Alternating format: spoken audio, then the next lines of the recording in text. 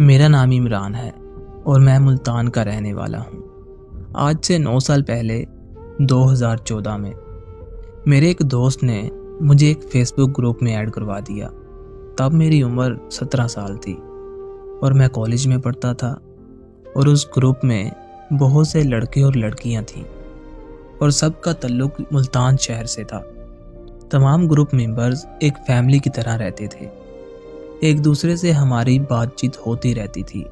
इस ग्रुप में एक लड़की थी जो मुसलसल मेरी पोस्ट को लाइक और कमेंट करती थी और मैं भी कभी कभी उसकी पोस्ट को लाइक और कमेंट कर देता था।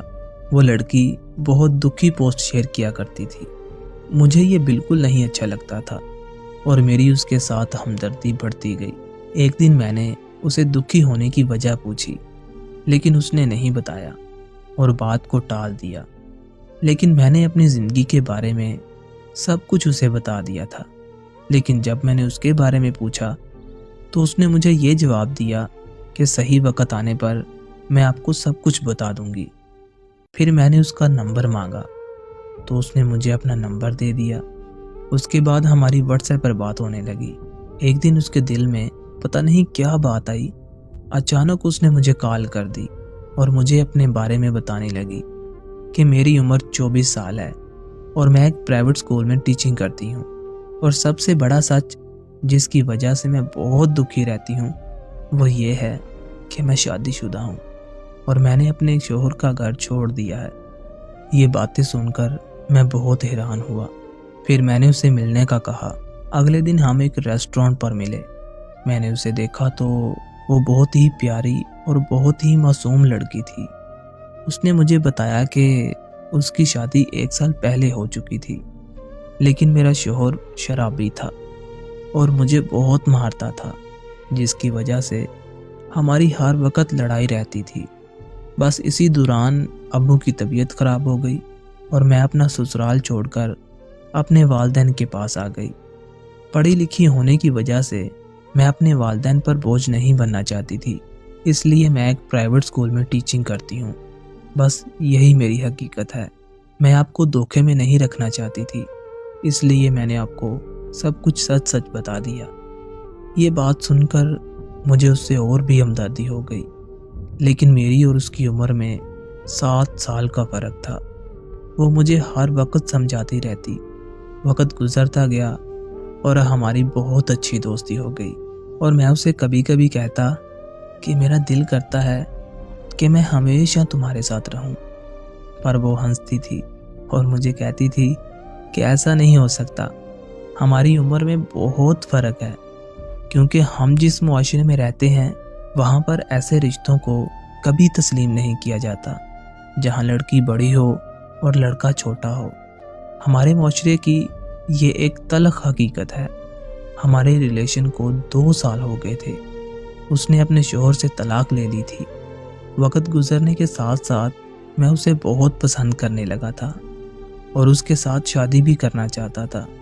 वो मुझे पसंद ज़रूर करती थी, लेकिन उसे ये पता था कि दुनिया वाले इस रिश्ते को कबूल नहीं करेंगे। लेकिन मैंने बहुत ज़िद की, यहाँ तक कि उसके लिए जान देने की भी कोशिश की।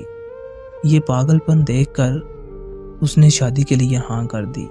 मैंने अपनी अम्मी से बात की और उसके बारे में अपनी अम्मी को सब कुछ बता दिया, लेकिन मेरी अम्मी नहीं मानी और मेरी अम्मी ने साफ साफ इनकार कर दिया और उसे दूर रहने का कहा।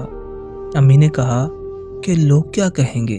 मेरे अब्बू को जब इस बात का पता चला तो मेरे अब्बू ने मुझे बहुत मारा और मेरा बाहर जाना भी बंद कर दिया। लेकिन मुझे उसकी आदत हो चुकी थी।